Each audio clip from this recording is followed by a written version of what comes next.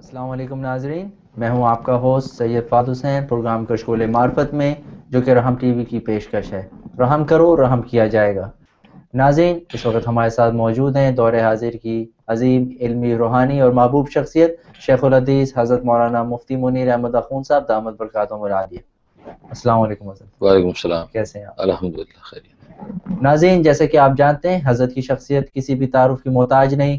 آپ بیک وقت ایک عظیم مفسر قرآن، ایک جید استاد الحدیث اور انتہائی معتدل و عمیق فقیہ ہیں۔ ان تمام تر خوبیوں کے ساتھ آپ کو چاروں روحانی سلسلوں یعنی سلسلہ چشتیہ، قادریہ، سہروردیہ اور نقشبندیہ میں خرقہ خلافت حاصل ہے۔ ناظرین، اس پروگرام کا سٹرکچر کچھ یوں ہے کہ اس کے 3 مین سیگمنٹس ہیں۔ پہلے سیگمنٹ کا نام ہے انمول موتی، کہ جس میں حضرت ہمیں روزمرہ زندگی کے کسی اہم معاملے میں نصیحت و تعلیم فرماتے ہیں۔ دوسرے سیگمنٹ کا نام ہے شبہ کا ازالہ، کہ جس میں ہم حضرت سے گفتگو کرتے ہیں ایسے سوالات پر کہ جو آج کل مسلمانوں کے ذہنوں میں اسلام یا پیغمبر اسلام صلی اللہ علیہ وسلم کے حوالے سے شکوک و شبہات پیدا کرتے ہیں، اور حضرت علم کی روشنی میں ان شبہات کا ازالہ فرماتے ہیں۔ اور تیسرا سیگمنٹ انتہائی دلچسپ ہے، کہ جس میں حضرت ہمیں تاریخ کے جھروکوں سے انتہائی علمی اور ذہانت پہ مبنی واقعات سناتے ہیں۔ اس پورے پروگرام کے دوران آپ ہمارے ساتھ شامل رہتے ہیں اپنے شرعی روحانی مسائل اور اپنے خوابوں کی تعبیر کے لیے، اور حضرت قرآن و سنت کی روشنی میں ہماری رہنمائی فرماتے ہیں۔ ناظرین، ہم اپنا آغاز کرتے ہیں پہلے سیگمنٹ انمول موتی کا، کہ جس میں حضرت گفتگو فرما رہے تھے تصوف کے حوالے سے۔ اس کے بنیادی 10 پوائنٹس، جن میں سے حضرت نے کئی بنیادی پوائنٹس اس کے آپ کے سامنے تفصیلاً بیان کیے۔ آج ہم دیکھتے ہیں کہ حضرت ہمیں تصوف کے 10 بنیادی پوائنٹس میں سے کس کا تذکرہ فرماتے ہیں۔ جی حضرت۔ الحمدللہ وحدہ والصلاة والسلام علی من لا نبی بعدہ، اما بعد۔ تصوف اور سلوک کے حوالے سے 10 نمبروں میں سے 4 پر گفتگو ہوئی تھی۔ آج 5واں نمبر ہے بیت التزکیہ۔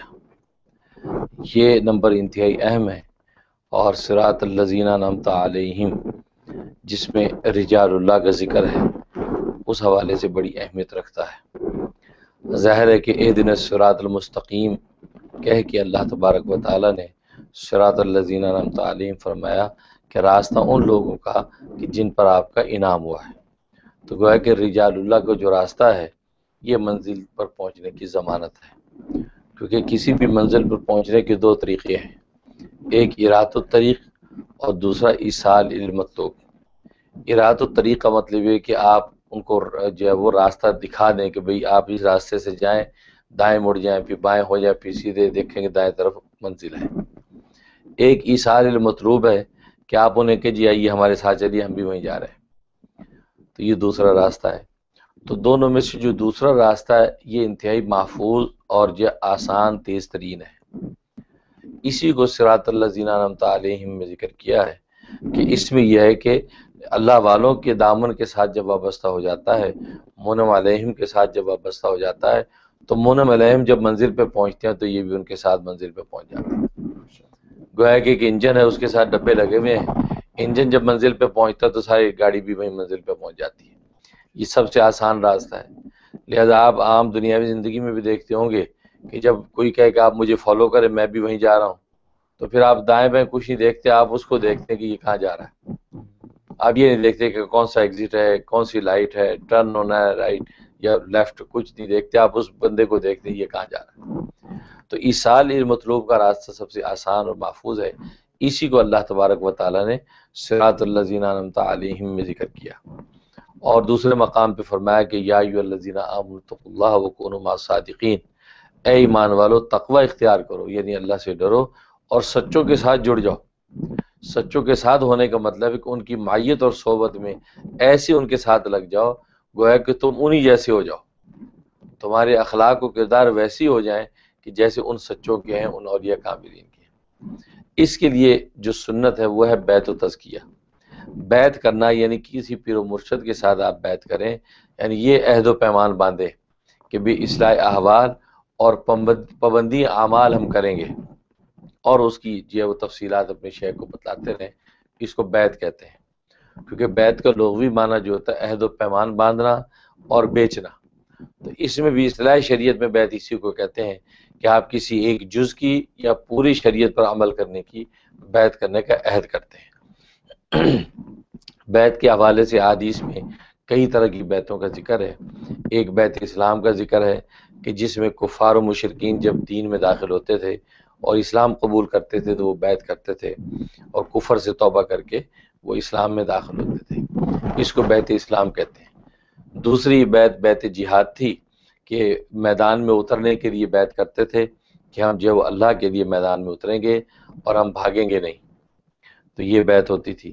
تیسری جو بیعت تھی وہ بیعت ہجرت، کہ جب ہجرت کرتے تھے ایک جگہ کو چھوڑ کر دوسری جگہ پر اللہ کے لیے وہاں جاتے تھے، اس کو بیعت ہجرت کہتے ہیں۔ چوتھی بیعت ہوتی تھی بیعت طریقت، بیعت توبہ، اور وہ یہی کہ اصلاح احوال اور پابندی اعمال پر عہد باندھتے تھے۔ یہ بیعت جو احادیث طیبہ سے ثابت ہے، سنت سے ثابت ہے، صحابہ کرام رضوان اللہ علیہم اجمعین نبی کریم صلی اللہ علیہ وسلم سے یہ بیعت کرتے تھے۔ اس کو بیعت طریقت آج کی زبان بھی کہتے ہیں، بیعت تزکیہ، بیعت توبہ بھی کہتے ہیں، بیعت احسان بھی کہتے ہیں۔ احادیث طیبہ میں جس بھی طریقے سے، جس حوالے سے بھی ان کا تذکرہ ہے، اس بیعت کا ایک نام ہے۔ تو گویا کہ حقیقت اس بیعت کی کہ جو مشائخ اس سلسلہ میں چلتی ہے، تو وہ حقیقت اس وقت بیعت کی موجود تھی، صحابہ کرام کرتے تھے۔ جہاں صحیح بخاری کی حدیث ہے کہ عبادۃ بن صامت رضی اللہ تعالیٰ عنہ نے بیعت کا ذکر کیا ہے، اور بیعت میں جو الفاظ ذکر کیے ہیں وہ تمام کی تمام وہی ہیں کہ جو بیعت طریقت میں ہوتے ہیں۔ بلکہ ایک موقع پر تو صحابہ نے بیعت کی، اور اس کے بارے میں محدثین لکھتے ہیں کہ یہاں پر یہ بیعت اسلام نہیں ہو سکتی کیونکہ یہ صحابہ کرام آلریڈی مسلمان ہیں، ان کو بیعت اسلام کی ضرورت نہیں۔ یہ بیعت جہاد بھی نہیں ہو سکتی کیونکہ اس میں جو اس کا جہاد اور قتال کا کوئی مضمون نہیں ہے۔ بیعت ہجرت بھی نہیں ہو سکتی کیونکہ آلریڈی یہ تو وہاں مدینہ پہنچے ہوئے ہیں۔ ہاں بیعت طریقت ہے کہ جس میں وہ نیک اعمال کی پابندی کا عہد کرتے ہیں۔ جو بیعت طریق سنت سے ثابت ہے، قرآن کریم میں سورۃ ممتحنہ میں اس کا تذکرہ موجود ہے، اور متعدد احادیث کے اندر اس کا تذکرہ موجود ہے۔ چنانچہ حضرت حکیم الامت مجدد ملت مولانا اشرف علی تھانوی رحمہ اللہ تعالیٰ نے اپنی معروف کتاب التکشف فی مہمات التصوف کے اندر جو ہے بہت سی احادیث جمع کی ہیں، اور تصوف سلوک کے حوالے سے بہت سے مسائل کو احادیث سے ثابت کیا ہے۔ لہٰذا یہ بیعت، اور آج کے دور میں یہ بیعت ہونی چاہیے کیونکہ آج فتنے کا دور ہے، نظریاتی فتنے بہت ہیں، کہ جب انسان نظریاتی طور پر کسی ایک پیر و مرشد کے ساتھ اور ایک اللہ والے کے ساتھ وابستہ رہتا ہے تو نفس و شیطان کے حوالے سے یا باہر کی دنیا کے حوالے سے کوئی بھی کسی بھی قسم کی شبہات ہوں تو اپنے پیر و مرشد سے کلیریفیکیشن کروا لیتا ہے اور کسی بھی قسم کے فتنے سے محفوظ رہتا ہے۔ اور سب سے بڑی چیز یہ ہے کہ جب وہ پابندی اعمال اور اصلاح احوال کا عہد کرتا ہے اور وہ شیخ کی نگرانی میں جب دین پر عمل کرتا ہے تو وہ محفوظ طریقے سے اللہ تبارک و تعالیٰ کے قرب کی طرف بڑھتا رہتا ہے۔ تو اللہ سے دعا ہے کہ اللہ تبارک و تعالیٰ اس بیعت و تزکیہ کی سنت سے امت کو مالا مال ہونے کی توفیق عطا فرمائے۔ جزاک اللہ حضرت، آپ نے یہ بہت اہم معاملہ اس وقت بتایا، بیان فرمایا کہ جس کا حکم خود قرآن شریف میں اور نبی کریم صلی اللہ علیہ وسلم کی سنت میں ہے، تو پھر اس کا شرعی حکم اس وقت کیا ہوگا کہ یہ فرض ہوگی یا سنت ہی سمجھی جائے گی؟ یا اس کا اصل میں نفس بیعت جو ہے وہ تو سنت ہے، لیکن اپنی اصلاح کروانا، یہ جو تزکیہ کروانا یہ واجب ہے۔ ہاں تزکیہ کرنا واجب ہے، اور وہ قرآن کریم میں بھی اس کا حکم ہے کہ اپنا جو اپنی تزکیہ کرو، اپنے نفس کا تزکیہ کرو، پاک کرو اپنے نفس کو۔ تو اپنی اصلاح کروانا واجب، اور یہ بیعت کا یہ مصنون طریقہ اختیار کرنا یہ سنت ہے۔ اور عادت یہی ہے کہ انسان جب تک یہ بیعت کی سنت کو اختیار کر کے اس تزکیے کے اس پہ قدم نہیں رکھتا راستے پہ، اس وقت تک وہ منزل ملتی نہیں۔ لہٰذا اس سنت کو اختیار کر کے اب اس واجب اصلاح اعمال میں لگے، کیونکہ اگر جب تک بیعت نہ کرے ویسی آزادی کے ساتھ ہی کبھی کسی سے مل لیا، کوئی اصلاح احوال لے لیا، کبھی کس سے مل کے کوئی چیز لے لی، اسے ہوگا کہ کوئی ایک مرکز سینٹرلائز نہیں ہوگا کہ یہ ایک ہی میرے پیر مرشد ہے میں اسی سے پوچھوں گا۔ اب ظاہر ہے کہ ہر بزرگ اپنی طبیعت مزاج کے مطابق بھی بہت سی چیزیں جو وہ مشاورت کے طور پہ پیش کریں گے، تو اس کے لیے کنفیوژن کے جو پیدا ہونے کا زیادہ اندیشہ ہے۔ اس لیے کہا کہ جب مسنون بیعت اختیار کر لے گا تو کسی ایک کے ساتھ وابستہ ہو جائے گا، اب اس سے جب اصلاح اعمال کروائے گا تو زیادہ آسانی سے جو منزل پہ پہنچے گا۔ تو دیکھا ناظرین، آپ نے سنا ہماری شریعت کا انتہائی اہم جو یہ عمل ہے بیعت و تزکیہ کا، یہ کس قدر اہم ہے، اس کا خود سورہ فاتحہ میں ذکر ہے کہ جس طرح سے حضرت نے بیان فرمایا کہ کس قدر یہ ضروری ہے کہ اولیاء کاملین کے ساتھ آپ جڑ جائیں، اپنے اصلاح فرمائیں تاکہ اس دنیا کی کامیابی اور آخرت کی کامیابی بآسانی نصیب ہو جائے. اور متعدد احادیث کا بھی حضرت نے ذکر فرمایا. ماشاءاللہ حضرت خود پیر طریقت ہیں، سینکڑوں مریدین حضرت کی دنیا بھر میں ہیں اور حضرت سے یہ فیض حاصل کر رہے ہیں. تو آپ کو اس حوالے سے کوئی بھی سوال ہو تو آپ اس پروگرام کے دوران یہ پوچھیے، کیونکہ بہت سے لوگوں کو اس معاملے کی اس بات کا علم نہیں ہوتا. آج کل کے جیسے کہ میں نے پہلے بھی بتایا تھا جب تصوف کا ہم نے ٹاپک سٹارٹ کیا تھا کہ بہت سا پروپیگنڈا چل رہا ہے، لوگوں کو اس حقیقت سے دور کیا جا رہا ہے. آپ کے ذہن میں کوئی ایسا سوال ہے جو دوسروں کے لیے بھی نافع مند ہو سکتا ہے تو آپ ضرور پوچھیے، دوسروں کے لیے بھی نافع ہوگا اور آپ کا یوں صدقہ جاریہ بنے گا. ہم کالز کا سلسلہ سٹارٹ کرتے ہیں. اس وقت ہمارے ساتھ رومانہ ہے ورجینیا سے. جی السلام علیکم. ہیلو. یہ شاید کی کال نہیں کنیکٹ ہو رہی. ہیلو. جی آواز آ رہی ہے آپ کی طرف؟ آپ تھوڑا سا اونچی آواز سے بات کیجیے. جی بہت سلو آواز آ رہی ہے. السلام علیکم آپ دونوں حضرات کو. السلام علیکم. سب سے پہلے تو میں پروگرام کی اور مفتی صاحب کی اور آپ کی پوری ٹیم کی بہت تعریف کروں گی کہ بہت اچھا پروگرام ہے. ہم سب کو شوق سے دیکھتے ہیں اور مفتی صاحب کا تو انداز بیاں اور جو ماشاءاللہ ان کی نالج ہے سب بہت اچھی ہے. اتنی بہت ہم شوق سے دیکھتے ہیں اور خاص طور پہ جو مفتی صاحب نے عرفہ کے دن کے روزے کا بتایا تھا وہ سب چھوٹی چھوٹی باتیں ہمیں پتہ چلتی ہیں کہ بالکل جیسے ہمیں پتہ ہی نہیں تھا. ہم 9 ذی الحج کو ہی سمجھتے رہے اور واقعی اب ذہن جاتا ہے کہ ہاں یہ تو کہیں لکھا ہی نہیں تھا کہ 9 ذی الحج ہمیں عرفہ کی روزے کا لکھا ہوا ہے. تو ان ساری چیزوں کے لیے بہت بہت مفتی صاحب کو تھینکس. اور 2 چھوٹے چھوٹے سوال ہیں میرے. مفتی صاحب میرے اسٹیچز لگے تھے تو اس کے بارے میں مجھے پوچھنا تھا کہ کوئی ایسی چیز بتائیں کہ وہ نشان جو ہے وہ چلا جائے اور بالکل سامنے ہی ہے تو اچھا نہیں لگتا وہ کافی. اور دوسرا یہ کہ میرے ہسبینڈ کی جاب جو ہے وہ مطلب اس کے لیے بتایا تھا ان کو لے آف کر دیا تھا. یہ مفتی صاحب نے وظیفہ بتایا تھا سورۃ طلاق کی آیت کا تو وہ تقریباً 1 مہینے سے زیادہ ہو گیا ہے. ہم پڑھ رہے ہیں سب کچھ ہے لیکن ابھی تک کہیں سے کوئی جواب نہیں آیا جبکہ کافی جگہوں پہ اپلائی کیا ہوا ہے. تو اس کے بارے میں پوچھنا تھا. بہت شکریہ. بہت اچھا، بہت شکریہ. میں دونوں سوال حضرت سے پوچھوں. ہاں جی ماشاءاللہ. سب سے پہلے تو آپ کی پذیرائی اور محبت کا شکریہ اور خاص طور پہ وہ یوم عرفہ کے روزے کے حوالے سے میرا جو وہ علمی نقطہ آپ نے سمجھا اس کی پذیرائی دی. اللہ سے دعا ہے کہ اللہ تبارک و تعالیٰ اس کو شرف قبول بخشے. اور دوسرا باقی آپ کے سوالات کا تعلق ہے تو پہلے سوال کے لیے آپ سورۃ طٰہٰ آیت نمبر 105 سے 108 تک، سورۃ طٰہٰ آیت نمبر 105 سے 108 تک یہ جو روغن بادام پر ایلمنڈ آئل پہ تھوڑا سا دم کرنا ہے. 11 دفعہ یہ آیتیں دم کرنی ہے. دم کر کے اس متاثرہ حصے پہ اس کو ملنا ہے. اس تیل کو روزانہ لگانا ہے، دن میں رات میں یا سونے سے پہلے جب بھی موقع ملے یہ لگا لیں. تو یہ 90 ڈیز کی نیت سے شروع کرنا ہے. انشاءاللہ اللہ کی رحمت سے وہ نشان باقی نہیں رہے گا اور بالکل جو ہے وہ جو معمول پر جو جلد آ جائے گی. اور دوسرا جو ہے جو سوال ہے اس حوالے سے نوٹ کر لیں. سورۃ مائدہ آیت نمبر 114، سورۃ مائدہ آیت نمبر 114 یہ روزانہ 21 مرتبہ پڑھ کے آسمان کی طرف 3 دفعہ پھونکنا ہے. 3 دفعہ آسمان کی طرف پھونک کے پھر ہاتھ اٹھا کے دعا کر لینی ہے رزق روزی کی برکت کی اور جو ہے وہ رزق حلال کی کشادگی کی. یہ عمل جو ہے 71 ڈیز آپ نے کرنا ہے. انشاءاللہ اللہ کی رحمت سے روزگار کے اندر خوب برکت ہوگی اور خیر خوشحالی ہوگی. میں بھی دل سے دعا کرتا ہوں. حضرت ماشاءاللہ انہوں نے وہ نقطہ آپ کو سنا یوم عرفہ کا، بڑا اہم نقطہ ہے. اب میں کیا کہوں کہ ہم دوبارہ اس کو ڈسکس کر لیں کیونکہ بہت سے ناظرین اس کو شاید نہیں جانتے، ان کے ذہن میں ہے. تو آپ تھوڑا سا آپ کا نقطہ آپ ہی کے زبانی لوگ سن لیں یوم عرفہ کے حوالے سے تو میں سمجھتا ہوں. اب اس میں ایسی ہے تو میں نے یہ کہا تھا کہ وہ یوم عرفہ کو روزہ صوم یوم عرفہ میں نے یہ عرض کیا تھا کہ عام طور پہ تو یہی ایک فضا ہے کہ 9 ذی الحجہ کو رکھنا ہے. جی جی. اور ہمارے ملکوں میں بھی یہاں بھی 9 ذی الحجہ کو جی رکھیں. اب یہاں جب سے یہ عید کا اختلاف ہونے لگا کہ بھی عید آج ہے کہ کل ہے، چنانچہ اس سے کیا ہوا کہ وہ یوم عرفہ کے روزے کی حقیقت ہی ختم ہو گئی.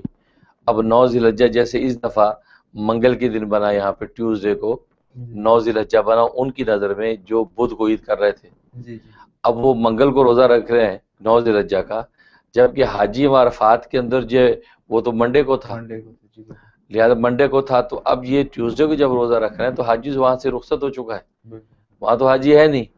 تو یوم عرفہ کہ میں نے یہ کہا تھا کہ اصل میں یہ سب سے پہلے دیکھا جائے کہ صوم یوم عرفہ کی ڈیفینیشن کیا ہے۔ صوم یوم عرفہ کی ڈیفینیشن یہ ہے کہ جب حاجی عرفات میں موجود ہے تو آپ اپنے اپنے مقامات میں اس دن روزہ رکھیں، کیونکہ اس دن حاجی بھی روزہ رکھتا ہے، اس معنی میں کہ یہ لکھا ہے مسئلہ کہ حاجی کو اگر جب وہ عام طور پہ عملی طور پہ روزہ رکھتا نہیں، لیکن حاجی کے بارے میں لکھا ہے کہ اگر اس کو ضعف نہ ہو، کمزوری نہ ہو تو وہ روزہ رکھ سکتا ہے، اگر رکھے گا تو اس کے لیے مستحب ہے۔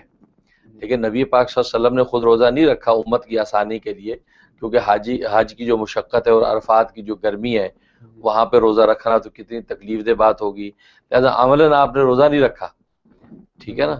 اور اس لیے عام طور پہ یہ کہا گیا کہ اس وقت حاجی کے لیے روزہ رکھنا مکروہ ہے، الا یہ کہ وہ اتنا قوی ہو کہ وہ اگر رکھے گا روزہ تو دعاؤں میں، مناجات میں، اور جو وہاں پر عرفات کی جو ہے عبادات میں کوئی خلل واقع نہیں ہوگا، تو اس کو رکھنا مستحب ہے۔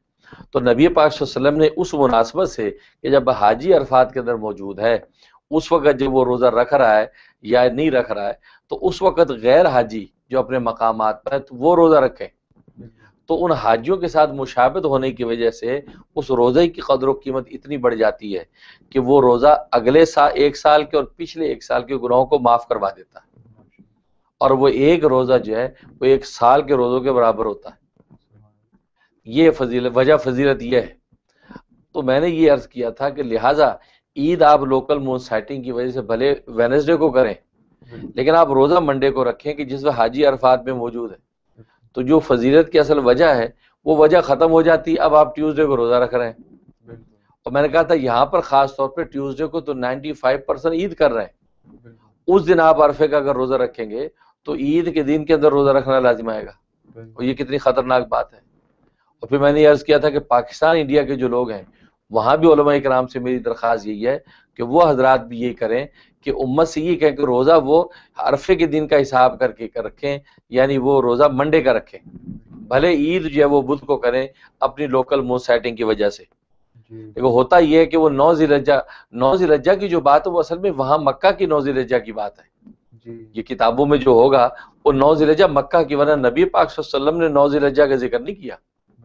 آپ نے تو صوم یوم عرفہ بولا کہ یوم عرفہ کا روزہ، آپ نے 9 ذی الحجہ نہیں بولا، اس لیے کہ جن تاریخوں کے ساتھ آپ کو بولنا تھا آپ نے وہاں تاریخیں بیان کی ہیں۔ چنانچہ 10 محرم کو روزہ تو آپ نے عاشورہ کا روزہ بولا، 10 محرم کا کہا۔ ایام 20 کے روزے میں 13، 14، 15 چاند کی تاریخوں کا آپ نے کہا ایام 20 کے روزے۔ اس طرح جب وہ 15 شعبان یعنی شبرات کا روزہ تو نصف شعبان یعنی 15 شعبان کا روزہ آپ نے کہا، تو وہاں آپ نے تاریخوں کا ذکر کیا، لیکن یہاں آپ نے 9 ذی الحجہ نہیں بولا کہ 9 ذی الحجہ کو روزہ رکھو۔ اور پھر مزے کی بات یہ ہے کہ نبی کریم صلی اللہ علیہ وسلم تو مدینہ میں ہجرت کرنے کے بعد جو ہے وہ شروع سے ہی عید الاضحیٰ عید الفطر پڑھ رہے ہیں، عید الاضحیٰ عید الفطر پڑھ رہے ہیں، تو گویا کہ یہ 9 ہجری کو حج فرض ہوا ہے، پہلا حج جو 9 ہجری کو ہوا، اور جیسے ابوبکر صدیق رضی اللہ تعالیٰ عنہ کو امیر حاج بنا کر نبی پاک صلی اللہ علیہ وسلم نے مناسک کہ حج جو ہے وہ امت کو کروائے، خود اس سال نہیں گئے، آپ 10 ہجری کو گئے، تو اس سے پہلے جو 8 سال گزرے مدینہ میں آپ جو عید الاضحیٰ عید الفطر کرتے رہے، تو عید الاضحیٰ جب بھی کر رہے تھے تو آپ 10 تاریخ کو عید الاضحیٰ کر رہے تھے، 9 ذی الحجہ آتی تھی، آپ نے کبھی روزہ نہیں رکھا، کبھی آپ نے نہیں کہا کہ 9 ذی الحجہ کا روزہ رکھو، تو 9 ذی الحجہ کے ساتھ اس کے آگے تعلق ہوتا تو آپ پہلے سے روزے رکھتے، لیکن آپ نے نہیں رکھے۔ لیکن جب 9 ہجری کو حج کا تصور سامنے آیا تو اب یوم عرفہ کا تصور ملا، تو یوم عرفہ کے ساتھ آپ نے مماثلت کو سامنے رکھتے ہوئے تو آپ نے یہ حکم فرمایا کہ یہ یوم عرفہ کو روزہ رکھو گے تو اس کا یہ اجر و ثواب ہے کہ اگلے پچھلے 1 سال کے گناہ معاف ہو جائیں گے، اور یہ ایک روزہ 1 سال کے برابر ہوگا۔ تو یہ بات میں نے عرض کی تھی، جس کے نتیجے میں ماشاءاللہ جو اہل علم سمجھدار لوگ تھے انہوں نے اس بات کو سمجھا، اور مجھے بہت سی کالز آئیں، ای میلز آئیں، جیسے ان جو ہے سسٹر نے بھی ذکر کیا، تو واقعی لوگوں نے اس ویلڈ پوائنٹ کو لیا، بات آگے بڑھی اور لوگوں نے منڈے کا روزہ رکھا، بھلے انہوں نے عید جو بدھ کو کی ہو، 5% جو لوگ یہاں ہیں، لیکن وہ روزہ ماشاءاللہ انہوں نے منڈے کو رکھا۔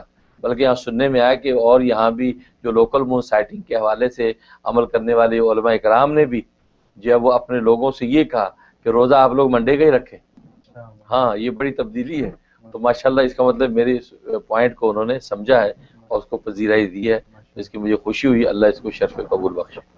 یہ تو ماشاءاللہ بہت اچھا آپ نے پوائنٹ ایکسپلین کیا. اور یہ ایک اور ریزن ہے کہ جو آپ نے اپنے فتوے میں بھی فرمایا کہ مکہ کی مون سائٹنگ کو فالو کیا جائے، یہ تبھی ممکن ہے کہ جب آپ وہاں کا عرفہ کا اعتبار کریں. بالکل اس سے اگا سینٹرائز ہو رہی ہیں تاریخیں. نبی پاک 9 ذی الحجہ جب وہاں کر رہے ہیں یوم عرفہ، اس سے پوری دنیا کے کیلنڈر سیٹ ہو رہے ہیں کہ سب وہ مکہ کے مطابق چلیں. تو ناظرین آپ نے حضرت کی زبانی سنی لیا. یوم عرفہ کا نقطہ انتہائی خوبصورت اور علمی بات ہے. اس کو آپ خود بھی سمجھیں، آگے بھی بتائیں تاکہ یہ آپ کے حق میں بھی صدقہ جاریہ ہو. ہم اس وقت کالز کا سلسلہ پھر سٹارٹ کرتے ہیں. سمینہ ہے کیلیفورنیا سے. جی السلام علیکم. وعلیکم السلام. جی مفتی منیر سے بات کرنی ہے جی حضرت یہاں موجود ہیں ہمارے ساتھ. 2 مسئلے بلکہ 2 خواب اور ایک مسئلہ بیان کرنا ہے. پہلے تو سب سے پہلے مجھے پوچھنا ان سے یہ تھا کہ میرا بھائی ہے جو کہ 24 سال کا ہے اور پاکستان میں ہوتا ہے والد کے ساتھ ہی، لیکن ابو اور ان کی بالکل نہیں آپس میں بنتی اور کافی اختلافات رہتے ہیں. پڑھائی بھی وہ تھوڑی مطلب اپنی کمپلیٹ نہیں کر سکا، چھوڑ دی، اور کاروبار کا بھی کوئی سلسلہ نہیں ہے، تو کافی ناچاکی رہتی ہے ان دونوں کے درمیان. تو ان کے لیے کوئی دعا بتا دیں. اور کچھ دن پہلے میں نے خواب دیکھا تھا کہ میں نے ابھی اپنا گھر لیا ہے کیلیفورنیا میں، لیکن میں خواب میں دیکھتی ہوں کہ میں اپنی والدہ کو، اپنے والد، اپنی پورے فیملی کو اپنے ساتھ دیکھتی ہوں، لیکن دیکھتی ہوں کہ گھر کے باہر سے جس طرح ٹیرس سا ہوتا ہے یا سین سا، اس میں میں کبھی ایک بہت بڑے شیر کو دیکھتی ہوں جو کہ اندر آنے کی کوشش تو کرتا ہے لیکن آتا نہیں ہے. اور پھر میں بڑی بلکہ ڈر جاتی ہوں تو میری امی کہتی ہے نہیں یہ چلا جائے گا، اور وہ خود ہی چلا جاتا ہے. پھر ساتھ ہی میں ایک سانپ کو دیکھتی ہوں جو اندر آنے کی کوشش کرتا ہے، وہ بھی نہیں آ سکتا. پھر میں 8-7 جو بکریاں ہوتی ہیں یا آپ دمبے کہہ لیں، اس طرح کے جانور دیکھتی ہوں جو کھڑے ہوئے ہوتے ہیں، لیکن میری والدہ کہتی ہیں کہ اصلی نہیں ہے، کسی نے ایسے ہی رکھے ہوئے ہیں. اور مطلب اس طرح کا کچھ خواب تھا. کل رات کو بھی میں نے خواب دیکھا کہ میں اپنی امی کے ساتھ ہی ہوں اور میں حج پہ جا رہی ہوں، اور مجھے لگتا ہے جس طرح میری امی اور مجھے حج کے لیے بلایا گیا اور میں حج کی تیاری کر رہی ہوں. لیکن وہاں ایک خاتون موجود ہوتی ہیں اور وہ کہتی ہیں کہ میں آب زمزم نہیں پیوں گی، کیونکہ آب زمزم جو ہے یہ تو بہت ہی پرانا، پتہ نہیں کنواں، معاذ اللہ کہ کنواں کھدا ہوا ہے، پتہ نہیں صاف بھی ہے کہ نہیں. تو میں رو رو کے ان سے کہتی ہوں کہ یہ آب زمزم تو شفا کا پانی ہے، آپ اس کو ضرور پئیں. ایسے مت سوچیں اگر کہ اللہ نے تو آپ کو گھر بلایا اپنے، اور اللہ کا بہت شکریہ ادا کریں اور اللہ تعالیٰ سے مغفرت مانگے، توبہ کریں. اور میں خواب کے اندر ہی اونچی اونچی لبیک اللہم لبیک پڑھتی ہوں اور استغفر اللہ بہت تیز تیز پڑھتی ہوں. تو مجھے ان تینوں ایک تو مسئلے کے اور دونوں خوابوں کی تعبیر بتا دیں. شکریہ. ہاں ماشاء اللہ، اس کے لیے آپ نوٹ کر لیں. پہلا جو سوال ہے اس کے لیے آپ نوٹ کر لیں، جو بچے کے لیے پڑھنا ہے اور والد کے ساتھ جو ان کی بنتی نہیں ہے. سورت اس کے لیے سورت انفال آیت نمبر 63، سورت انفال آیت نمبر 63، یہ 41 ٹائم پڑھنی ہے. پڑھ کے پانی پہ دم کر کے دونوں کو پلائیں یا کسی ایک کو پلا دیں جو ممکن ہو. اگر کسی کو بھی پلانا ممکن نہ ہو تو تصور میں ان پر پھونک دیں اور دعا کر لیں. یہ سورۃ انفال آیت نمبر 63، یہ 90 ڈیز کی نیت سے آپ عمل شروع کر لیں. اور دوسرا جو خواب دیکھا ہے شیروں والا اور سانپ والا جو خواب ہے، اس کا مطلب بہت خطرناک قسم کے دشمن ہیں آپ کے جو آپ کو نقصان پہنچانا چاہتے ہیں، لیکن الحمدللہ آپ کی حفاظت ہو گئی ہے، محفوظ ہیں. اور دمبے بکریاں دیکھنے کا مطلب یہ ہے کہ آپ گوشت کا صدقہ دے دیں، بلکہ اب تک صدقات کی وجہ سے ہی آپ کی حفاظت ہوئی ان سنگین اور خطرناک دشمنوں کے حملے سے. اس لیے آپ گوشت کا صدقہ دیں، بکرا جو ہے دمبا ذبح کروا دیں، غریبوں میں گوشت تقسیم کروا دیں، تو یہ کر لیں. اور دوسرا جو خواب حج والا ہے اس کا مطلب ہے کہ آپ کو انشاءاللہ حرمین شریفین کی حاضری نصیب ہوگی اور آب زمزم کی برکات آپ کو ملیں گی. اور جس خاتون نے جو آب زمزم کے بارے میں یہ بے ادبی والی بات کی ہے، اس کا مطلب یہ ہے کہ اس در پر بھی جا کر بہت سے لوگ محروم ہو جاتے ہیں لیکن اللہ تعالیٰ کی احسان ہے کہ آپ ان محروموں میں سے نہیں ہیں، بلکہ آپ کو رونے کی توفیق ہوئی، لبیک کہنے کی توفیق ہوئی، آپ کی گناہ بھی معاف ہوں گے اور وہاں حاضری نصیب ہوگی، اور وہ حاضری انشاءاللہ اللہ کے یہاں قبول ہوگی. جی ناظرین، اب نیکسٹ کالر ہیں مسز اسد ہیں ورجینیا سے. جی السلام علیکم. وعلیکم السلام. جی مجھے مفتی صاحب سے یہ بات پوچھنی تھی کہ میرے ہسبینڈ ہے اس کا ذہن وغیرہ سب بہت اچھا ہے، لیکن کبھی کچھ عرصے سے ایسا ہو رہا ہے کہ ان کو پتہ نہیں ہر بات سے وہ بھولنے لگے. ابھی منٹ میں کوئی بات ہوتی ہے اور اگلے منٹ بھول جاتے ہیں. ہر بات بالکل ان کے ذہن سے نکلتی رہتی ہے. بھولنے کا ان کا حافظہ پتہ نہیں کہتے ہیں یہ کیا ہو گیا میرے ہاتھ سے کو، یا بھولنے کا ہو رہی ہے تکلیف. ایک تو اس کے بارے میں مفتی صاحب سے کوئی وظیفہ پوچھنا تھا، اور دوسرا مفتی صاحب سے یہ پوچھنا تھا کہ یہ لوح قرآنی اکثر ہم جگہوں پہ دیکھتے ہیں کہ لوح قرآنی لکھا ہوتا ہے کہ ہر کام جس کو دیکھ کے شروع کریں تو دن اچھا گزرے گا یا کام ہو جائیں گے. تو یہ کیا صحیح ہے؟ یہ مطلب اس کے بارے میں پوچھنا تھا. اور چھوٹا سا خواب ہے کہ میں اکثر خواب میں پلین کریش ہوتے ہوئے دیکھتی ہوں کہ مطلب خدا نہ خاصا کوئی نقصان نہیں ہوتا یا مجھے کوئی تکلیف نہیں ہوتی، لیکن بس میں دیکھتی ہوں کہ میرے سامنے ہوا ہے پلین کریش. تو ٹھیک ہے، بس بہت اس اچھا. کے بارے انشاءاللہ ہم میں بھی پوچھنا پوچھتے ہیں تھا. تینوں سوال. جی اس کے لیے سب سے پہلے تو آپ اپنے ہسبینڈ کے لیے نوٹ کر لیں سورۃ تکویر، یا آخری پارے میں سورۃ تکویر، اس کی آیت نمبر 20 سے لے کر 29 تک، 20 سے 29 تک جو آیتیں ہیں یہ صبح شام 11 مرتبہ پڑھنی ہے. صبح 11 دفعہ پڑھ کے ان کے اوپر دم کر دیں، دونوں کانوں میں پھونک دیں اور پانی وانی پہ دم کر کے ان کو پلا دیں. اور اسی طریقے سے شام میں رات میں جو 11 دفعہ یہ آیتیں پڑھ کے اول آخر 3 دفعہ درود شریف پڑھ کے ان کے دونوں کانوں میں زور زور سے پھونک دیں اور پانی میں دم کر کے پلا دیں. یہ آپ نے 41 دن 41 ڈیز آپ نے یہ عمل کرنا ہے. انشاءاللہ ان کی دماغی کیفیت درست ہو جائے گی اور طبیعت بحال ہو جائے گی. اور باقی جو خواب دیکھا ہے اس کا مطلب کہ آپ کے کاموں میں رکاوٹ ہے، تو اس لیے حسب توفیق صدقہ نکالتے رہیں. روزانہ 3 مرتبہ سورۃ کوثر پڑھ کے اپنے اوپر دم کر لیا کریں تاکہ آپ کے کاموں میں کوئی رکاوٹ نہ آئے. باقی لوح قرآنی کے بارے میں جو آپ پوچھ رہی ہیں، ہاں لوح قرآنی کے بارے میں علماء نے لکھا ہے کہ اس کی برکات ہیں اور اس کو دیکھنا اور اس کا نقش جو ہے گھر پہ لگانا. تو چنانچہ حضرت حکیم الامت تھانوی رحمۃ اللہ علیہ نے اعمال قرآنی کے اندر بھی لوح قرآنی کو ذکر کیا ہے، جس میں قرآن کریم کے حروف مقطعات ذکر کیے جاتے ہیں. وہ واقعی باعث برکت چیز ہے، اس سے حصول برکت کے طور پہ اس کی زیارت کرنا جائز ہے، اس میں کوئی مذاقہ نہیں ہے. جی ناظرین، آپ یہاں پر وقت ہوا ہمارے پہلے سیگمنٹ کے پورا ہونے کا. اب ہم ایک لیں گے چھوٹی سی بریک اور بہت جلد واپس آئیں گے اپنے دوسرے سیگمنٹ کے لیے. تو آپ ہمارے ساتھ ہی رہیے.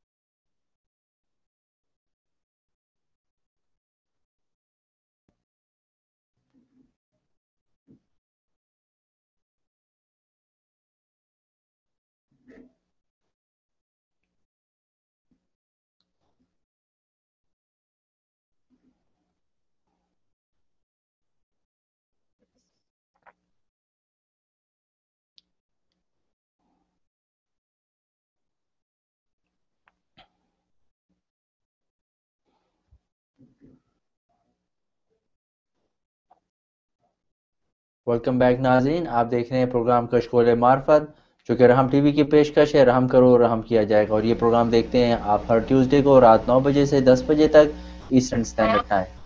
नाज़रीन, ये हमारा दूसरा सेगमेंट शुबे के अजाले के साथ हम आपके साथ हैं, और हम कॉल्स का सिलसिला एक दफ़ा फिर स्टार्ट करते हैं।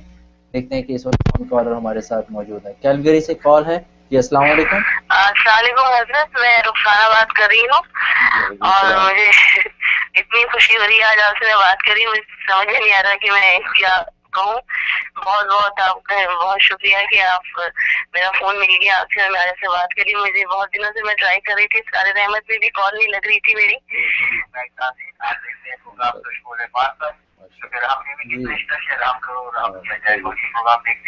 जी फरमाइए, आपकी आवाज़ बिल्कुल क्लियर आ रही है। आप टीवी को आप अपना ये टीवी अपना कंप्यूटर का वॉल्यूम बंद कर दें। आप अपने ये कंप्यूटर का वॉल्यूम बंद कर दें, क्योंकि ये थोड़ा सा डिले है।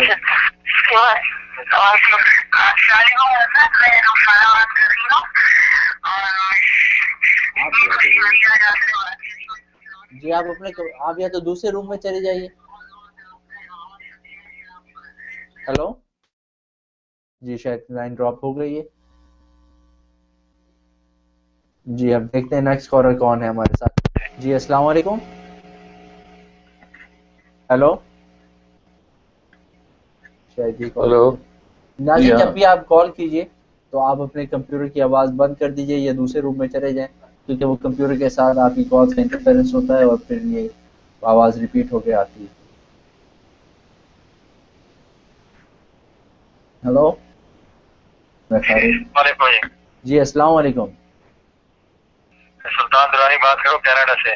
जी सुल्तान साहब, माशाल्लाह, कैसे हैं? मुफ्ती साहब की खिदमत में बहुत बहुत सलाम अर्ज कर रहा हूँ। मैं आपका मोतकिब हूँ, इस्लामाबाद से, कनाडा से, यहाँ से, यूएसए से। अल्लाह ताला को जज़ा खैर दे। बहुत अच्छा प्रोग्राम जा रहा है इनका, अल्लाह ताला को जज़ा खैर दे। यहाँ भी इनका जज दे, वहाँ भी जज दे। मेरा सवाल ये है मुफ्ती साहब कि कुछ फाइनेंशियल डिफिकल्टीज है और जॉब का प्रॉब्लम है, तो मुझे प्लीज ऐसा कुछ वजीफा बता दें। अल्लाह ताला ये मेरी मुश्किल आसान कर रहे हैं। बिल्कुल इंशाल्लाह।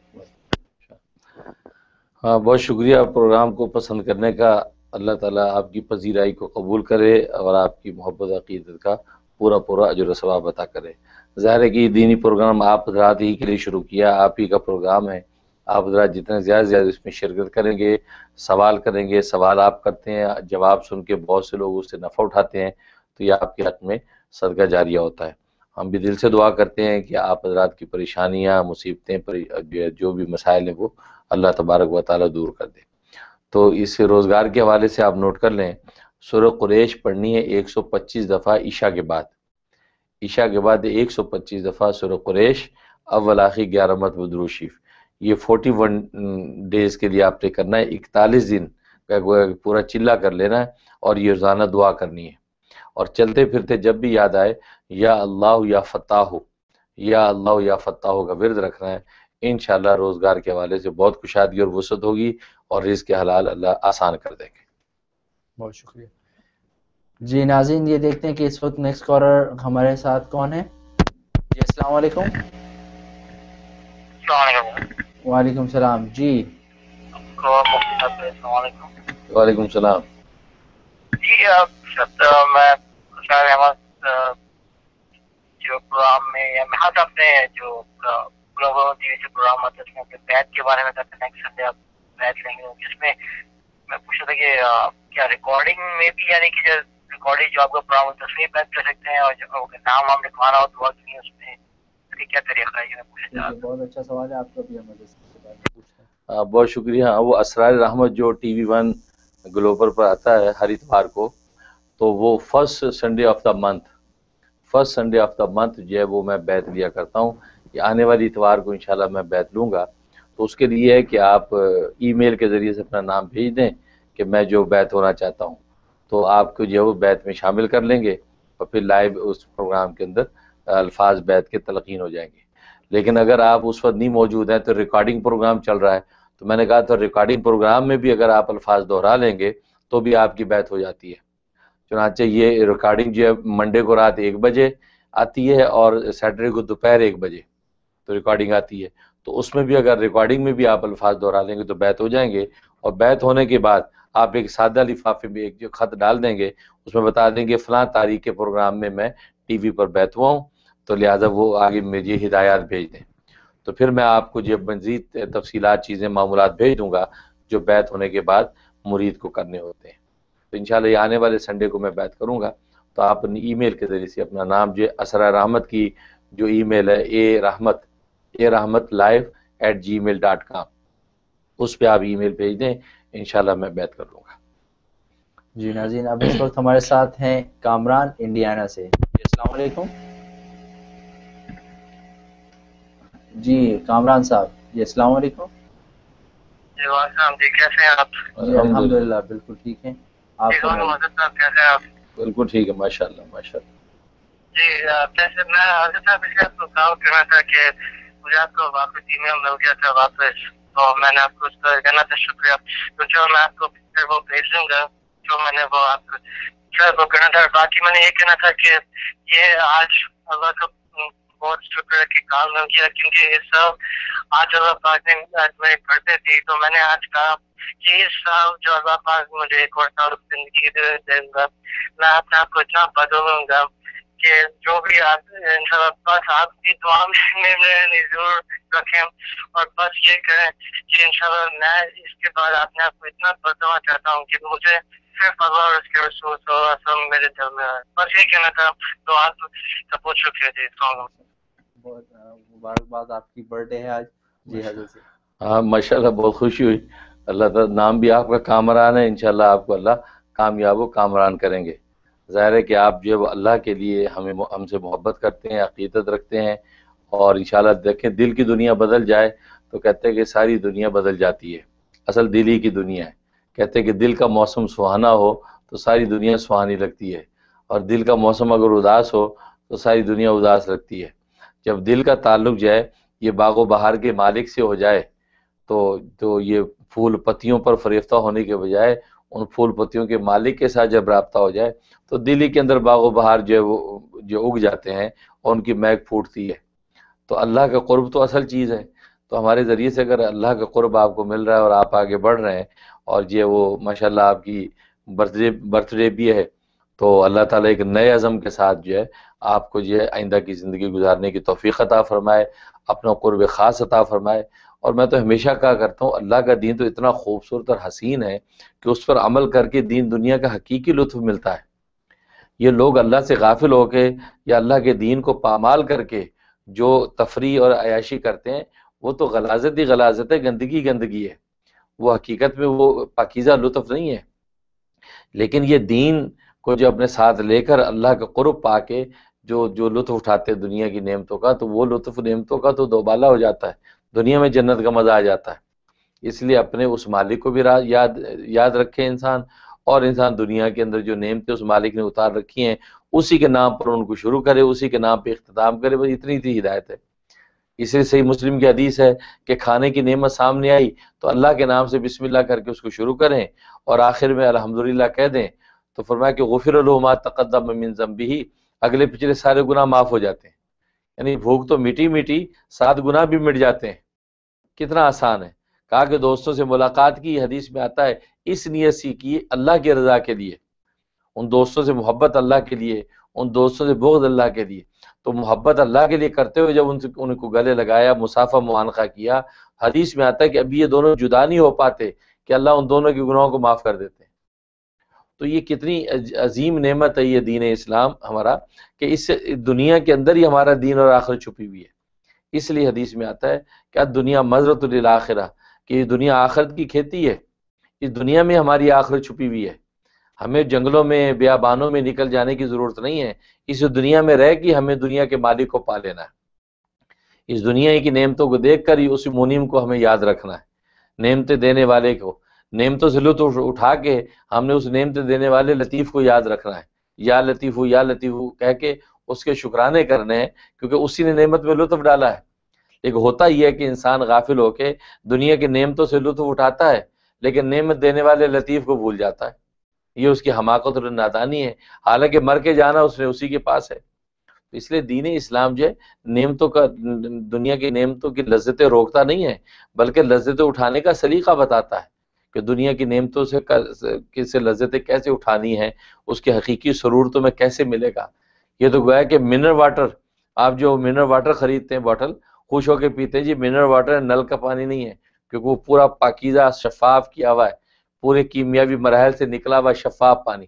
تو دین اسلام جو دنیا کی نعمتوں کا جو لطف دیتا ہے، یہ بالکل ہر طرف فلٹر کر کے، بالکل منرل واٹر کی بوتل کی طرح بالکل پاکیزہ کر کے تمہیں کھانا پینا اور سونا جاگنا اور لطف کی نعمتیں دیتا ہے۔ تو اس سے کیا ہوتا ہے کہ انسان جو ہے ہر نعمت کا حقیقی لطف پاتا ہے۔ تو اس سے بڑی خوشی ہوئی، آپ کے عزم کو قبول فرمائے، اور اللہ تعالیٰ میرے بزرگوں کی برکت سے آپ کو مزید ترقیاں عطا فرمائے۔ ناظرین، آپ یہ پروگرام انتہائی انفارمیٹیو ہے، بہت سی کالز اور ای میلز آتی ہیں، بہت انفارمیٹیو ہے، آپ لوگ سوالات کرتے ہیں، اس کا آپ کو دگنا فائدہ ہے، ایک تو آپ کو اپنے سوال کا جواب ملتا ہے، اور دوسرا بہت سے لوگ جو اس پروگرام کو دیکھتے ہیں ان کو بھی بعض اوقات انہی سوال کا، ان کے دلوں میں یہ سوالات ہوتے ہیں، ان کو بھی جواب ملتا ہے، تو ان کے لیے بھی مفید ہونے کی وجہ سے آپ کے لیے صدقہ جاریہ ہے۔ تو اگر آپ کے ذہنوں میں کوئی سوال آئے اور آپ کو یہ لگے کہ یہ عام سوال ہے اور لوگوں کے ذہنوں میں یہ ہو سکتا ہے، تو آپ بالکل ہیزیٹیٹ نہ کیجئے، اس کو پوچھئے، حضرت ہمارے ساتھ موجود ہیں، اور اس سے آپ کو بھی نفع ہوگا، اور بہت سے لوگ جب تک اس کو سنتے رہیں گے، اس سے مفید ہوتے رہیں گے، آپ کے حق میں صدقہ جاریہ رہے گا۔ ناظرین، اب اس سیگمنٹ کا وقت یہاں ختم ہوا جاتا ہے، ہم تھوڑی دیر کے بعد پھر آپ کی خدمت میں حاضر ہوں گے اپنے تھرڈ سیگمنٹ کے ساتھ، تو ہمارے ساتھ دے رہیے گا۔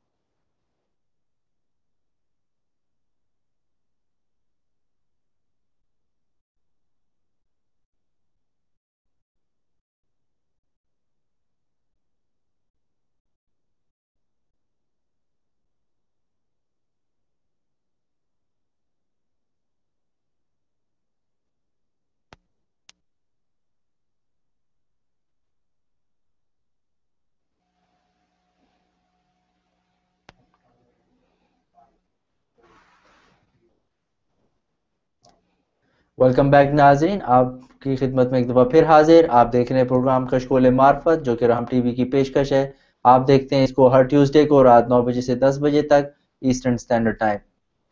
नाज़रीन, ह्यूस्टन और डैलस वालों के लिए खुशखबरी, हज़रत नेक्स्ट वीकेंड यानी कि नवंबर 2 और नवंबर 3 को विजिट करेंगे ह्यूस्टन और डैलस को। नवंबर 2 द सैटरडे हज़रत ह्यूस्टन में रॉयल पैलेस में मुलाकातें करेंगे, बयान होगा, वहाँ के लोगों के लिए 1-to-1 मुलाकात का मौका होगा। हज़रत से मिलें अपने मसाइल के सिलसिले में, अपने शरई रूहानी मसाइल, ख्वाबों की ताबीर या कुछ भी हज़रत से उन्होंने डिस्कस करना हो, हज़रत का रूह परवर बयान सुने। इसी तरह ये 3 नवंबर को संडे को डैलस वालों के लिए मौका है बारबेक्यू टू नाइट में। बारबेक्यू टू नाइट वहाँ का एक रेस्टोरेंट है, वहाँ पर आप हज़रत से इसी तरीके पे मुलाकात करें अपने मसाइल के लिए और मुख्तलिफ चीज़ों के लिए डिस्कशंस के लिए 1-to-1 मुलाकात होगी, हज़रत का बयान सुनने का मौका मिलेगा। और इसकी मज़ीद तफसीलात के लिए आप जा सकते हैं हज़रत की फेसबुक पर। हज़रत की फेसबुक आप अगर फेसबुक पे सर्च करेंगे मुफ्ती मुनीर अखून, मुफ्ती मुनीर MUNEER अखून, तो हज़रत की 2 पेजेस हैं, फेसबुक पेजेस हैं, एक है सानी इब्न सीरीन और एक है गैब की बातें। तो ये आपको दोनों नज़र आ जाएंगी, आप दोनों को लाइक करें, सब्सक्राइब करें ताकि आपको हज़रत के डे टू डे इवेंट्स उस पर वाज़ेह होते रहें। इसी तरह हज़रत की वेबसाइट भी है www.kitabummunir.org, kitabummunir.org।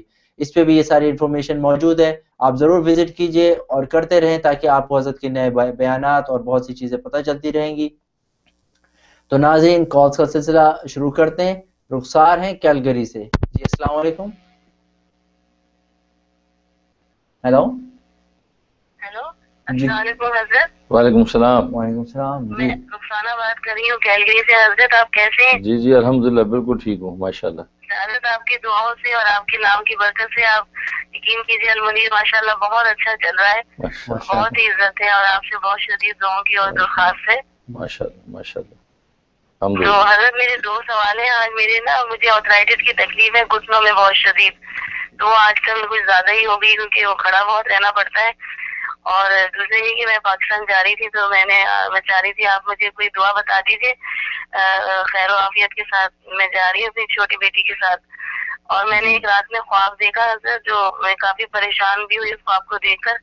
वो ख्वाब में मैंने ऐसे देखा कि मैं रेस्टोरेंट में ही हूँ और मैं निहारी बनाने वाली हूँ और उसकी तैयारी कर रही हूँ। अजीब सा गोश्त है, अजीब व गरीब किस्म का कुछ। और वहाँ पर एक काले रंग का बहुत बड़ा कुत्ता है, बिल्कुल चिकना काला सा और बहुत ताकतवर सा है। वो सब ये कह रहे हैं कि इसको पकड़ के बनानी है इसकी तो वो इतना ताकतवर है कि वो हम लोग उसको वजह से खाने के लिए हमारी तरफ आ रहा है, कि इस तरह से हमें डरा रहे हैं बस ये मैंने ख्वाब देखा था और मैंने सदका भी दिया है इसका। और सजद बहुत आप एक बार क्या कुत्ते को देख के क्या सोचा कि इसको पकड़ के बनाना है? कुत्ते के बारे में आपने क्या सोचा कि इसको आपने पकाना है? कुत्ते के बारे में ये कि जैसे इसकी निहारी बनानी इस तरह से है और वो मंदिर से हमें डरा रहे हैं जैसे वो हम लोगों को खाने के लिए आ रहा है, इस तरह से कुछ है। ठीक है, बहुत अच्छा। माशाल्लाह। जहाँ तक पहले सवाल का ताल्लुक है तो पाकिस्तान जाने के लिए आप उसके लिए नोट कर लें सूरत बनी इसराइल आयत नंबर 80। सूरत बनी इसराइल आयत नंबर 80 ये रोज़ाना 21 मरतबा पढ़ के जो आप दुआए खैर करते रहें, इंशाल्लाह खैरियत से जाएंगी और खैरियत से वापस आएंगी, हर तरह आफियत रहेगी। बाकी अलमुनीर रेस्टोरेंट अल्हम्दुलिल्लाह खूब चल रहा है, खैर बरकत है। बहुत खुशी हुई सुन के। अरे आप हज़रात ने अपनी मोहब्बत अक़ीदत की वजह से मेरे नाम पे ये रखा और ये कैलगरी में मुझे भी खबरें मिलती रहती हैं माशाल्लाह, लोग बहुत खुश होते हैं वहाँ खाना खा के। वहाँ का टेस्ट बहुत ही लोगों को यूनिक लगता है। तो मैं भी दुआ करता हूँ अल्लाह ताला अलमुनीर रेस्टोरेंट को और ज़्यादा बरकतें अता फरमाए, मेरे बुज़ुर्गों के फैज़ ज़्यादा से ज़्यादा आपको पहुँचे। باقی جو خواب دیکھا ہے خواب اچھا ہے، اس کا مطلب یہ ہے کہ وہ دشمن جو ہے وہ ہلاک ہوں گے اور دشمن جو ہے آپ کو نقصان نہیں پہنچا سکیں گے۔ کالا کتا دیکھنا مطلب وہ دشمن ہے، اور اس کے بارے میں جو بات سوچ رہی ہیں آپ، اس کا مطلب اس کی ہلاکت کی علامت ہے، اور وہ دشمن بے بس اور ہلاک ہو جائے گا۔ آپ ہر طرح محفوظ رہیں گے۔ کالا دیکھنے کا مطلب ہے کہ دشمن کے اندر شیطانیت ہے، جس کی وجہ سے وہ آپ کو تکلیف پہنچا سکتا ہے، لیکن الحمدللہ اس کو پکانے کے بارے میں آپ منصوبہ بندی کر رہے ہیں، اس کا مطلب دشمن ناکام ہو جائے گا، بے بس ہو جائے گا، اور آپ لوگوں کا کچھ نہیں بگاڑ سکے گا، اور آپ کی انشاءاللہ ظاہری باطنی زندگی آسان رہے گی۔ میں بھی دل سے دعا کرتا ہوں آپ حضرات کی عقیدت و محبت کو اللہ قبول فرمائے۔ جی ناظرین، نیکسٹ کالر ہے نادیہ ٹیکسس سے۔ جی السلام علیکم۔ ہاں، سب سے پہلے تو میں سلام کرتی ہوں مفتی صاحب کو۔ وعلیکم السلام۔ السلام علیکم۔ وعلیکم السلام۔ آپ کے پروگرام وغیرہ دیکھتی ہوں بہت شوق سے، بہت اچھے ہیں، اس میں بہت اچھی اچھی باتیں سیکھنے کو ملتی ہیں اور بہت نالج ہو جاتے ہیں۔ ماشاءاللہ۔ جی اور جی آپ سے سوال یہ کرنا ہے مجھے کہ آپ کی آواز کلیئر نہیں ہے، آپ دوبارہ فرمائیے۔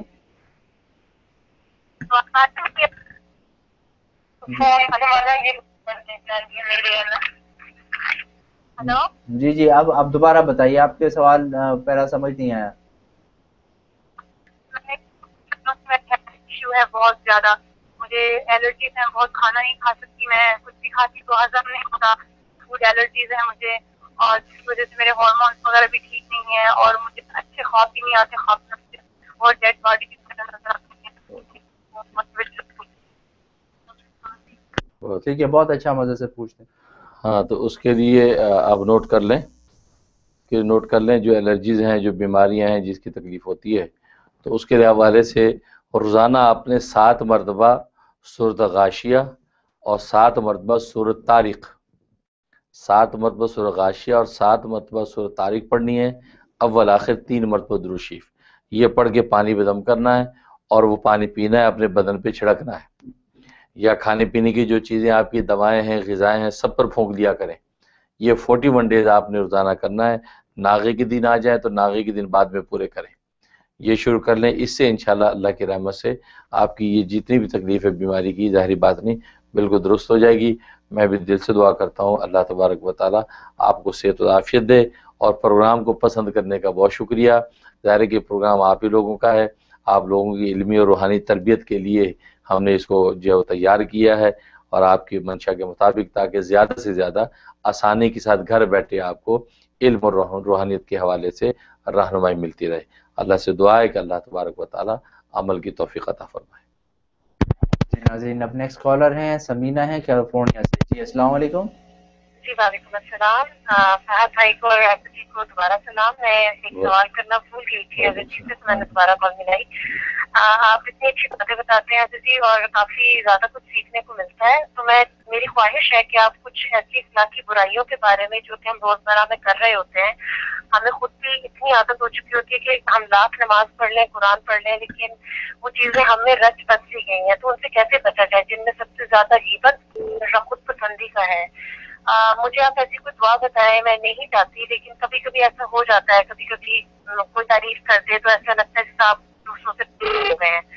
تو آپ ان دونوں اخلاقی برائیوں سے بچنے کا کیا طریقہ ہے اور کس طرح سے ہم بچ سکتے ہیں، اس کے بارے میں کچھ بیان کریں، کوئی دعا ہو تو وہ بتائیں، اور ان کی کیا ہمارے اعمال کیسے ان سے ضائع ہو سکتے ہیں اور کتنا نقصان ہے اس کا، یہ بھی ضرور بتائیے گا۔ بہت بہت شکریہ۔ بہت اچھا، بہت ہاں، اس حوالے سے اچھا سوال کیا آپ نے، اور بڑا نازک سوال ہے اور وقت کی ضرورت ہے، بلکہ ہر فرد کی اخلاقی اور جو ہے وہ نفسیاتی ضرورت ہے اس وقت، کہ واقعی انسان جو ہے بسا اوقات جھوٹ میں، غیبت میں، چغلی اور اس طرح دوسری برائیوں میں مبتلا رہتا ہے، نکلنا بھی چاہتا ہے، نکلنے کی کوئی سبیل بھی نظر نہیں آتی۔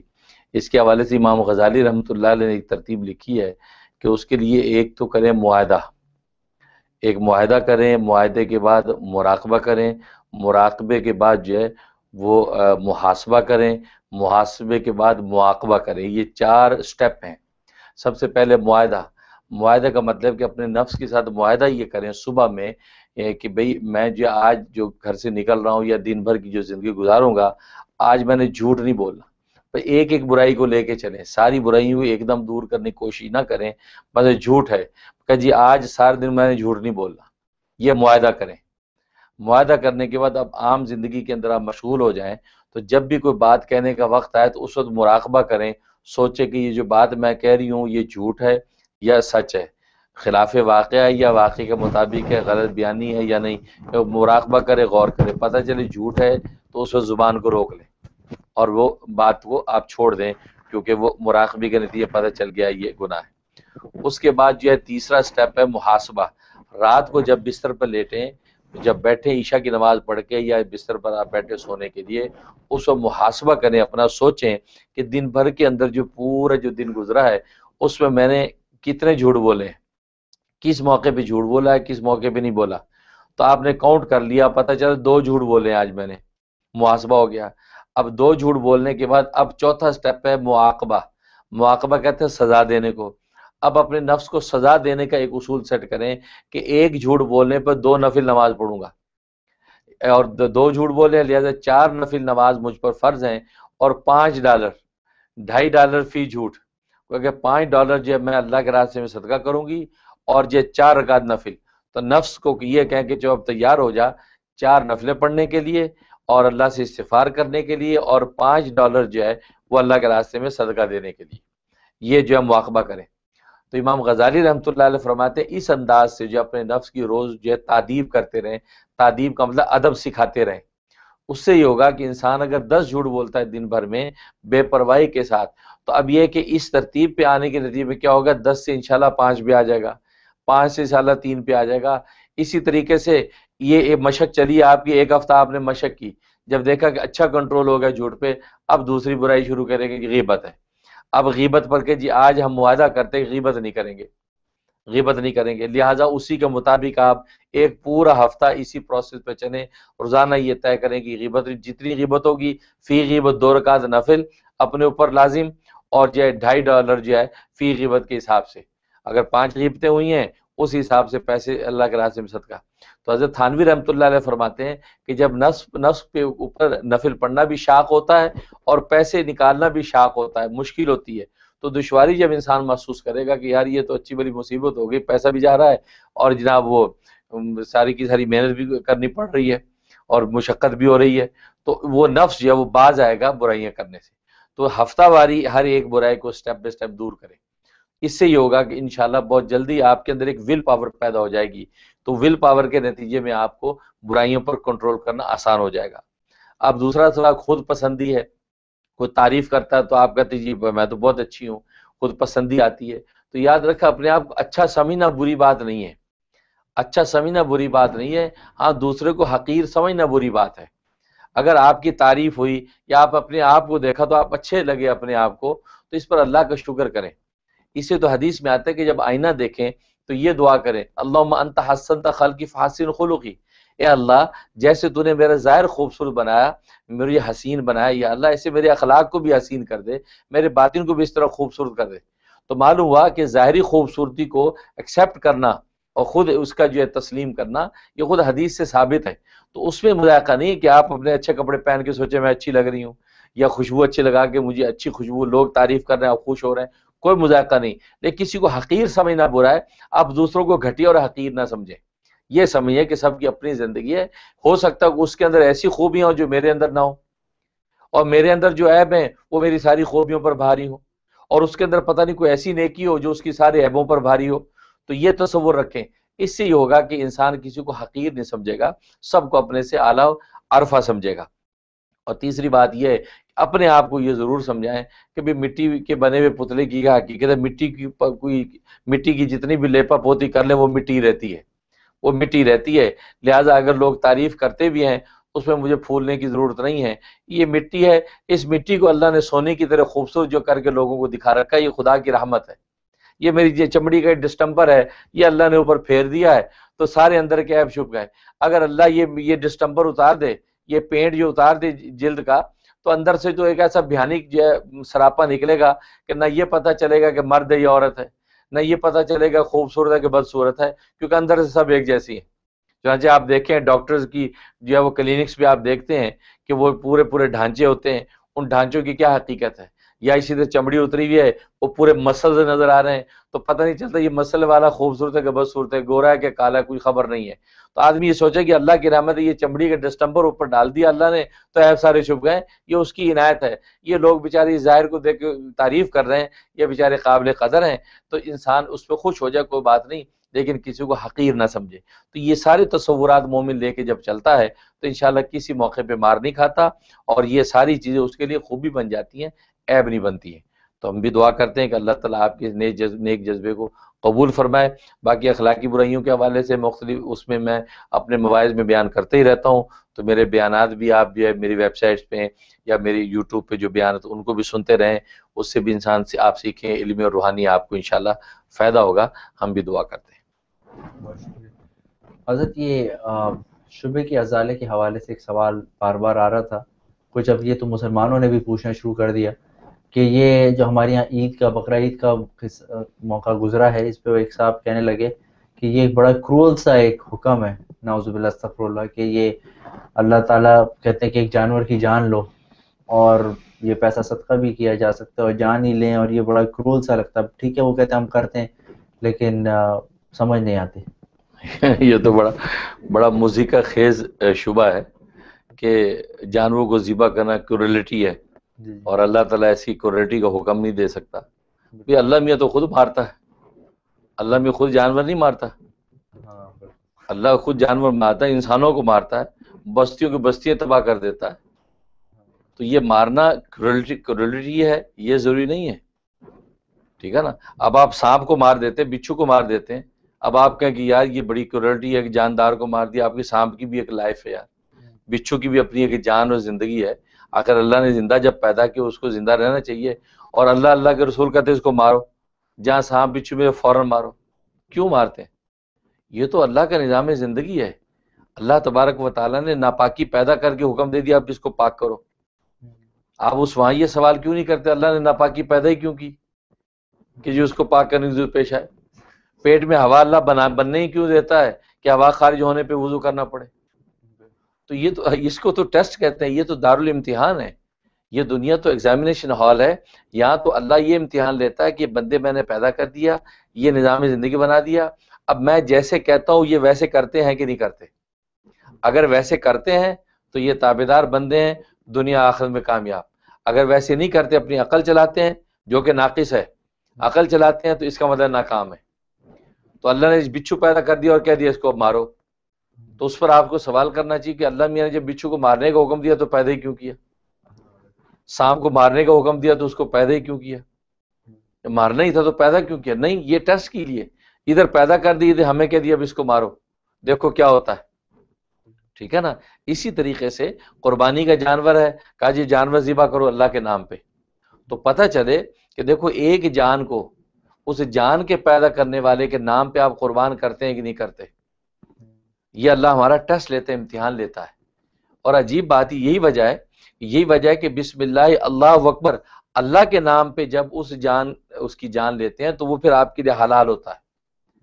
اسی کو اگر اللہ کے نام پہ آپ نے نہیں مارا، ویسے مار دیا بغیر اس اللہ کے نام کے، وہ حرام ہو گیا، وہ کسی کھانے کے قابل، وہ مردار ہے، اللہ اس کے کھانے کی اجازت نہیں دیتا. تو معلوم ہوا کہ اس کی جان ہم اس جان والے کے نام پہ ہی لیتے ہیں، ہم خود اپنے نام پہ نہیں لیتے. یہی وجہ کہ غیر اللہ کے نام پہ اگر آپ نے اس کو ذبح کیا تو آپ کے لیے حرام ہے، کسی کام کا نہیں ہے. باقی یہ سمجھنا کہ جی وہ اس کو مارنا کرولیٹی ہے، یہ بات ہی غلط ہے. اگر یہ بات ہے نعوذ باللہ انبیاء کرام سارے گزر گئے. ایک عیسیٰ علیہ الصلوۃ والسلام زندہ آسمانوں پہ، وہ بھی قرب قیامت میں آگے وہ بھی چلے جائیں گے. اللہ تعالیٰ نے نبیوں کو تو قتل بھی ہونے دیا، شہید ہوئے نبی. حضرت زکریا علیہ الصلوۃ والسلام کو قتل کر دیا، 2 ٹکڑے کر دیے دشمنوں نے. حضرت یحییٰ علیہ الصلوۃ والسلام کی گردن اڑا دی. کتنی انبیاء کو کنویں کے اندر ڈال کے اوپر سے کنویں بھر دیے امتوں نے، اللہ نے مرنے دیا. اب آپ کہ جی اللہ یہ تو بڑی کرولیٹی ہے. یہ کرولیٹی ان کے لیے ہے بھائی، اللہ تعالیٰ نے مرنے دیا. تو اللہ میاں جو ہے یہ کہنا کہ مارنا جو ہے وہ کرولیٹی ہے، یہ ظلم ہے، تو یہ تو کوئی بات نہ ہوئی. بلکہ مجھے یاد آیا کہ وہ ایک موقع پہ کچھ حاجیوں کا قافلہ جو ڈوب گیا تھا دبئی کے کسی ساحل کے پاس، تو کچھ سالوں کی بات ہے. تو میں ایک جگہ گیا تو ایک یہودی نے مجھے کہا کہ دیکھو یہ اگر اللہ کے گھر سے آئے ہیں اللہ کے گھر سے آئے ہیں تو جناب اللہ کے گھر سے آئے ہیں اور اللہ کے اگر اتنے پیارے تھے تو اللہ نے ان کو بچایا کہ انہیں سارے ڈوب گئے، مر گئے سارے، تو اللہ نے مار دیا ان کو. تو یہ بات کہی. تو میں نے کہا پہلی بات تو یہ ہے کہ کیا اللہ کا اس طرح مار دینا اللہ تبارک و تعالیٰ کی طرف سے ظلم ہے؟ اگر ظلم ہے اور مرنے والوں کے لیے کوئی محرومی کی بات ہے تو میں کہا تمہارے آباء و اجداد آج تک زندہ ہیں، میں کہا تمہارے دادا پردادا لکڑ دادا زندہ ہیں، کہتا نہیں سب مر گئے. میں کہ اس کا مطلب سب اللہ کے عذاب کا شکار ہوئے ہیں. میں کہ مرنا تو کوئی عذاب کی علامت نہیں ہے. میں کہ انبیاء دنیا سے چلے گئے، اولیاء دنیا سے مر گئے، یہ تو اللہ نے یہاں کا ایک نظام قدرت رکھا ہے. تو لہٰذا یہ کہنا کہ بھی جانوروں کو ذبح کرنا ظلم ہے، ظلم نہیں ہے، یہ تو ہماری اطاعت اور انقیاد ہے کہ اللہ تبارک و تعالیٰ نے جب کہہ دیا کہ میرا پیدا کیا ہوا جاندار میرے نام پہ تم اس کی جان لو، اب اس نے آگے بڑھ کے کر دیا، اب اس کی یہ حقیقت ہے. بلکہ محمود غزنوی رحمۃ اللہ علیہ کا مجھے واقعہ یاد آ گیا کہ محمود غزنوی اس کا ایک غلام تھا ایاز، اس کے بارے میں لوگ عام طور پہ یہ اعتراض کرتے تھے، تمام وزراء 63 وزیر تھے اس کے محمود غزنوی کے، کہتے یہ غلام کو بڑی اہمیت دیتا ہے یہ محمود غزنوی. تو ایک دن وہ آیا اور دربار میں آ کے اس نے ایک بڑا خوبصورت جو ہے وہ رکھا، ایک موتی ہیرا رکھ دیا اور ساتھ پتھر رکھ دیا، اور ایک ایک وزیر کو بلایا کہ بھئی اس پتھر سے اس ہیرے کو توڑ دو. اب جو وزیر ہے وہ کہ یہ تو بڑا قیمتی ہیرا ہے، اس کو توڑنا یہ تو لگتا ہے یہ ہماری عقل کا امتحان لے رہا ہے بادشاہ. کہ اگر نہیں بادشاہ سلامت یہ تو بڑا قیمتی ہیرا ہے، ایسا ہیرا تو پورے ہمارے خزانے میں نہیں ہے، یہ اس کو آپ ضائع نہ کریں. اچھا ٹھیک ہے جاؤ دوسرے کو بلاؤ. 63 کے 63 وزیر بلایا، کسی نے نہیں توڑا. ہر ایک عذر معذور کرنے لگا جی بادشاہ سلامت یہ بڑا قیمتی ہیرا ہے، اس کو توڑ دیں گے تو یہ تو ایسے خزانے میں ہیرا نہیں ہے. انہوں نے کہا ٹھیک ہے جاؤ.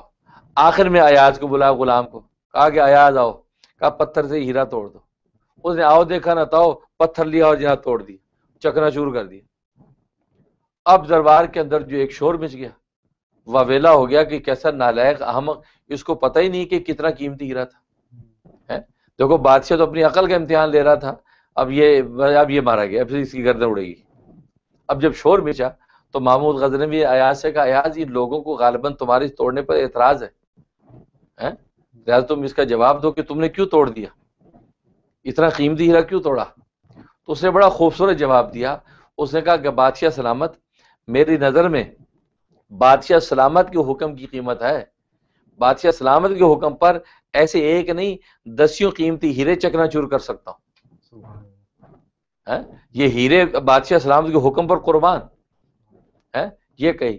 اس کے بعد امام رومی رحمۃ اللہ علیہ واقع ذکر کر کے کہتے ہیں بالکل اسی طریقے سے وہ بندے اللہ کے کہ جو بادشاہوں کے بادشاہ کے حکم پر دنیا کی خوبصورتی کے ہیروں کو چکنا چور کر دیتے ہیں، اللہ کے حکم پر اللہ تبارک و تعالی ان کو اپنا قرب عطا کرتے ہیں کہ واقعی یہ جو لوگ ہیں یہ میرے حکم کی جو ان کی نظر میں قدر و قیمت ہے وہ قیمتی ہیرے کی نہیں. تو ہم جہاں اس جانور پر ترس کھائیں کہ یہ جانور اس کی جان لیں اور وہ جو جان دینے والے کا حکم اس کی کوئی اہمیت نہیں، آپ اپنی طبیعت پر عمل کر رہے ہیں، آپ شریعت پر عمل نہیں کر رہے ہیں. تو بندہ مومن وہی جو شریعت کا بندہ ہو، طبیعت کا نہ ہو. آپ کی طبیعت یہ کر رہی کہ یار بکرے کو ذبح کرنا ظلم ہے، آپ کی کرے طبیعت، لیکن شریعت یہ نہیں ہے. شریعت یہ ہے کہ جو مالک نے کہہ دیا مملوک نے وہ کر دیا، بس اسی پر اس کو ملتا ہے. لہٰذا یہ ظلم نہیں ہے، یہ عین اطاعت ہے. بہت خوبصورت جواب دیا جناب. یہ ناظرین آپ نے سنا، اس حوالے سے بہت سے آپ لوگوں سے بھی لوگ سوال پوچھتے ہوں گے کرولٹی کے حوالے سے. مسلمانوں کے ذہنوں میں یہ سوال آج کل بہت گردش کر رہا ہے، اور حضرت نے ماشاءاللہ بہت ہی خوبصورتی سے آپ کو اس کا جواب دیا. اور یہی ماشاءاللہ حضرت کی خوبی ہے، خوبیوں میں سے بہت سی خوبیوں میں سے یہ خوبی بھی ہے کہ مشکل سے مشکل سوال کو اتنے عام فہم انداز میں بیان فرما دیتے ہیں جو ہمارے آسانی سے سمجھ آ جاتے ہیں. تو ناظرین اب ہمارے پروگرام کا وقت ختم ہوا چاہتا ہے. آپ یہ پروگرام دیکھتے ہیں ہر ٹیوزڈے کو رات 9 بجے سے 10 بجے تک ایسٹرن اسٹینڈرڈ ٹائم. آپ www.rahmtv.com پر اس کو دیکھ سکتے ہیں، پرانے پروگرامز کو بھی، اگر کوئی چیز آپ کی رہ گئی ہو. اور اسی کا ایک چینل یوٹیوب پر بھی ہے، اس کو سبسکرائب کریں تاکہ جب بھی ہم آپ کو نئی ویڈیوز اپلوڈ کریں تو آپ کو فوراً وہ آ جائیں. حضرت کی نئی ویڈیوز، نئے پروگرامز اس پہ آتے رہتے ہیں، تو اس سے آپ مستفید ہونے کا موقع ملے گا. اب اگلے ہفتے تک کے لیے ہمیں اجازت دیجیے. تب تک کے لیے اللہ حافظ.